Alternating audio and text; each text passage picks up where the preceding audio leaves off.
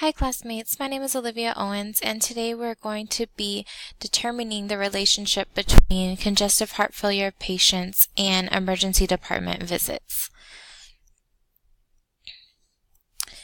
Over 5.7 million adults are affected by congestive heart failure in the United States, and it is estimated that we spend $30.7 billion per year on the treatment and care for these patients. So basically what CHF is a condition in which the heart is inefficient. It can't pump enough blood to meet the needs that are required of it for the organs and other body processes. So the patient often ends up being very short of breath, having a lot of swelling in their legs, in their feet, maybe their stomach, sometimes in their face.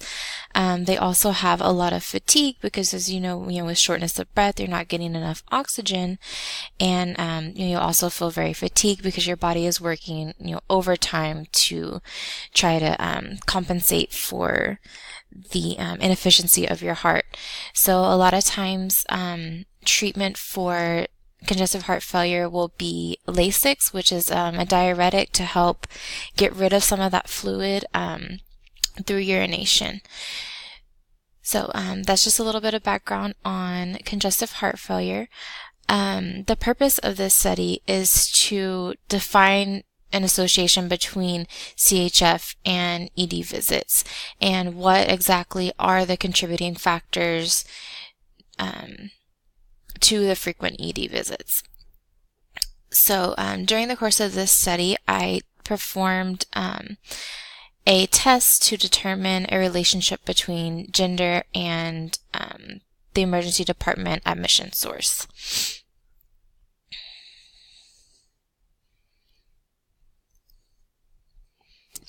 During my literature review, there was 4 articles that I reviewed. The first was a study that was conducted on the effectiveness of home care intervention.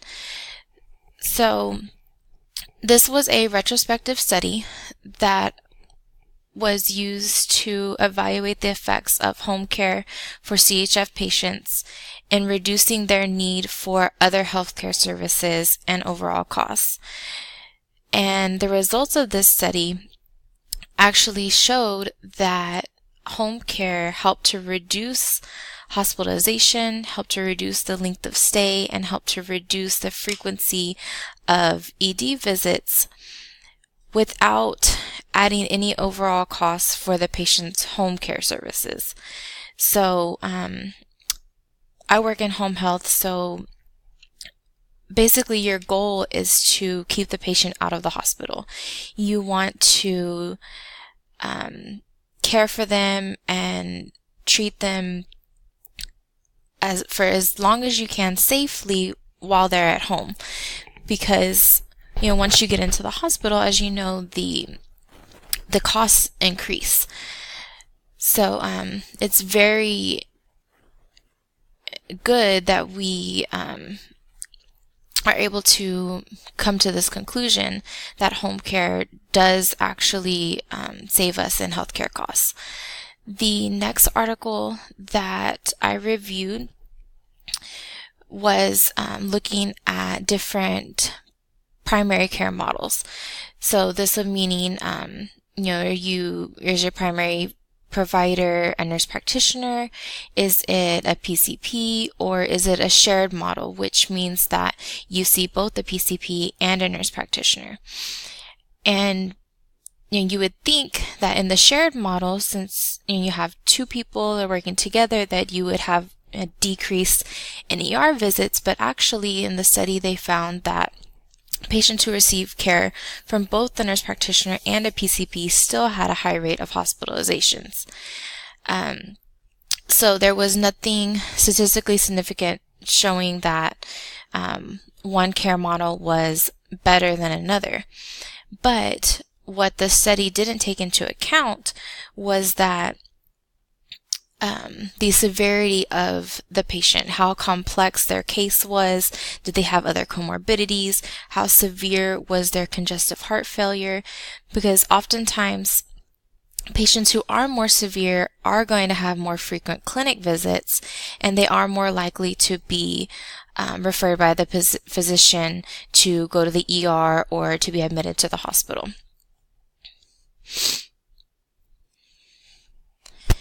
Okay, the next article that I reviewed was a quasi-observational study to look at the impact of multidisciplinary management of CHF and its impact on mortality, readmission rates, length of stay, and gender health characteristics. The study showed no significance in the 30 to 90 day period, but in the 1 year period, they did notice a decrease in readmission rates through the use of multidisciplinary management. And the last article that I reviewed was a randomized clinical study or clinical trial that had two groups. The study population was randomly divided into the control group, which was admitted to the hospital and given routine treatment for CHF, and the experimental group, which was given an observation room in the emergency department and was treated with the high dose of Lasix.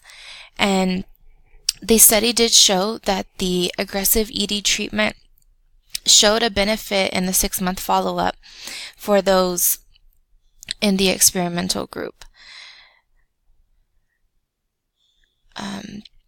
It showed that the ED treatment helped to decrease the length of stay in the hospital and also to increase satisfaction by decreasing costs, saving time, reducing readmission, and increasing the prognosis.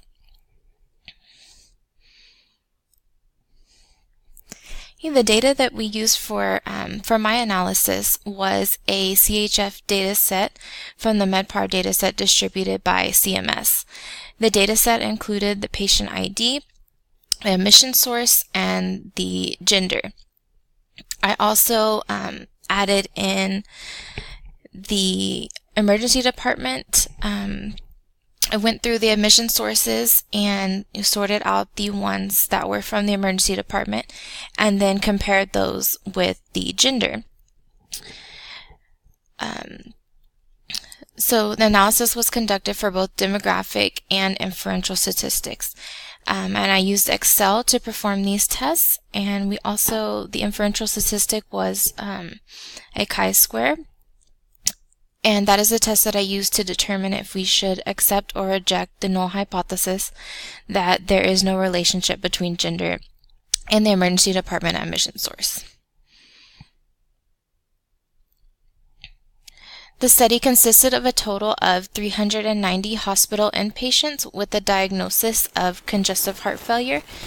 There was 198 male and 192 female. The admission sources included in this study were physician referral, clinic referral, transfer from another hospital, transfer from a skilled nursing facility, transfer from another healthcare facility, and admission from the emergency room. Of these, a total of 77 patients, or 95% of the patients, were admitted from the emergency department. So the ER was the largest source of hospital admissions out of the 6 that were represented in this study. And of those 177, there were 88 male and 89 female.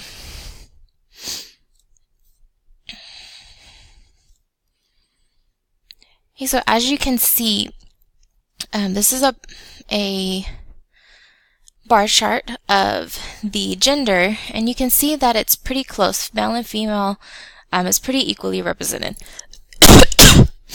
And on the right, you can see a breakdown of the admission sources, that the emergency room is by far the largest portion. And then next would be the physician referral and then transfer from hospital. There's a very small percent of them that are from clinic referral and transfer from other facilities.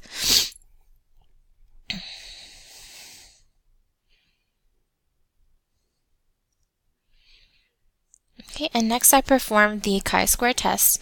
So I made a table of the observed counts and then the expected counts, and this is what I used for my chi-square.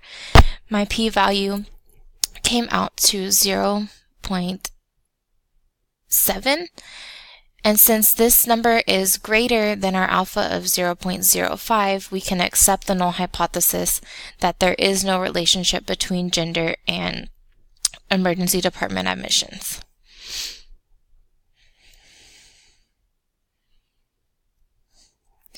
Okay, so while my test didn't show a significance in gender, there are some limitations to the study because it didn't take account to severity of the illness or age of the patient, because patients who frequent the ER are often more complex cases and have comorbidities. And while my study didn't have any significance, there are some good things that came from this study, is that